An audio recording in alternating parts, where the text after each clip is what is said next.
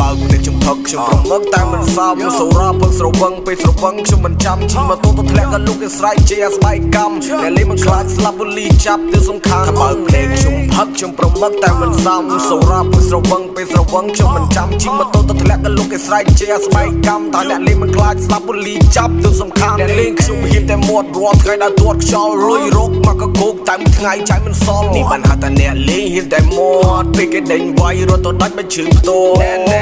ណែពេលស្រវឹងកំបើកបោថែរក្សាអាយុជីវិតកំមកគឺថ្នាក់ចរាចរណ៍អមភ្លេចថាអ្នកលេងមិនខ្លាចស្លាប់ជាថ្ងៃមួយវារត់លឿននៅសាកកំបិតគេ